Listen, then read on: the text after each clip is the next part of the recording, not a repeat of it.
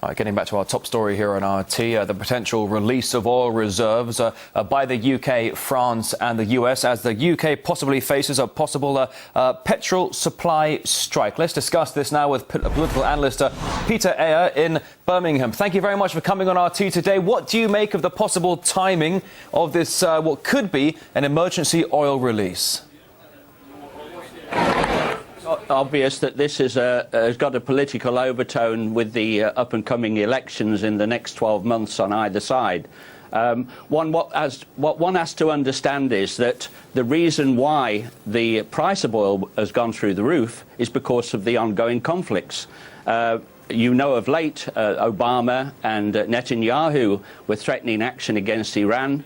That all came to nothing. Basically, this put the price up, which I think was the intention anyway, put the price through the roof. And now to try and recover the damage done by the hike in the fuel, which affects all commodity prices, and these austerity measures that are throughout the world, it's quite obvious if they don't do something drastic within a short period of time, it's going to run up against them in the election. Well, other than the political posturing that you're referring to here, is there anything the British government could do differently to ease the public's concerns over the prices? That's a difficult question. My first reaction to that would be, let's stop going to war. We've been in a continuous war for an awful long time now, decades in actual fact, and this plays is a major player in what is happening around the world, economically speaking. It's like the financial meltdown that happened in 2008. That was no accident. It was a well-planned, orchestrated plan by what I use the term the New World Order to take out various countries, and of course Greece, Italy, etc., and at the same time to manipulate the world's resources, take control of them, take control of the markets, and also take control of the supply routes. Once you are in that position, you're in a very powerful, you are in control of the world, basically. So I don't think we've seen this bottom out yet. I think there's going to be another financial tsunami that will affect probably Europe more than anywhere else. And this is not recoverable. They're going to have to do something very quickly. And at the end of the day, they force this pressure onto Iran in this tit-for-tat over the nuclear issue.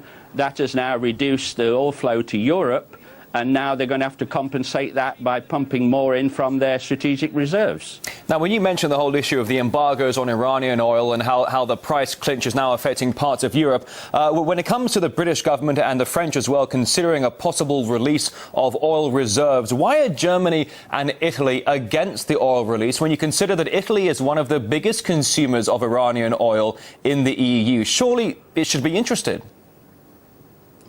Yes, well, of course, we have these various meetings of G3s, G4s, G5s, G8s, G12s, whatever you want to call it. And now you see a creep in on these meetings where it can be the G3.5. The 0.5 is Germany. And they're the sleeping giant, really, because a lot of people don't know this, but Germany does have an awful lot of control as to the way things are going. And obviously, they're in a vulnerable position, just like France is and Belgium, because if a second tsunami comes along, it's quite possible that the euro can go under. And so Germany has got to initiate its own plans as well. And Sarkozy and Obama, of course, are in bed together for their own survival. If Obama loses power and Sarkozy loses power, then this really affects their master plan, which I keep referring to. Political analyst Peter Ayer, live from Birmingham. Thank you for coming on RT today. Thank you. Bye-bye.